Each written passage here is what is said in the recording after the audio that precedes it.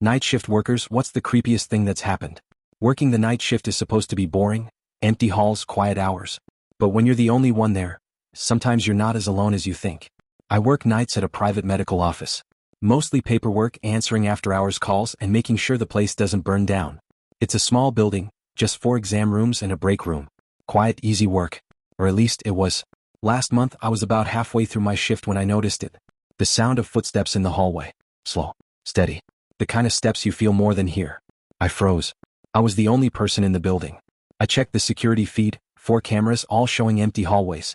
I told myself the old building was just settling and went back to my computer. An hour later I heard it again. This time the footsteps stopped right outside my office door. I held my breath, staring at the thin strip of light beneath the door. And then, a shadow passed by. I grabbed my phone and pulled up the camera feed again. Nothing. Empty hallways. Empty lobby. But when I looked back at the live feed I noticed something new. The exam room door at the end of the hall, room 3, was open. I was sure I'd closed it earlier. I told myself it was nothing. I got up, walked down the hall and shut the door. Locked it. Then I went back to my desk and cranked up the volume on the security feed just in case.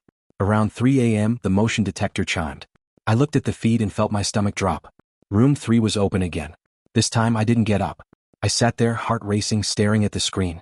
I switched to the hallway camera. The door was slowly swinging open, inch by inch, as if someone were pushing it from the inside. And then I saw it. A figure stepped into the hallway. A man in a gray hoodie with the hood pulled low. He didn't look at the camera. He just stood there, facing my office door. My phone shook in my hand as I dialed 911. The dispatcher answered and I whispered what was happening. She told me to stay on the line. The figure on the screen started walking toward my office. Step by step. The dispatcher's voice was calm. Stay with me. Officers are on their way. The man stopped just outside my door. I saw his shoes in the camera feed, inches from the threshold. Then he crouched down. Slowly he turned his face toward the camera. And smiled. I felt the blood drain from my face. It was a smile of recognition, like he knew me, knew I was watching. Then he reached toward the camera. The screen went black. The police arrived minutes later. They found the back door's lock broken and footprints leading from room 3 to my office. But the camera cables? They weren't cut.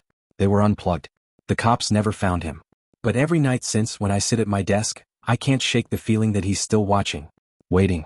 Like and subscribe for more.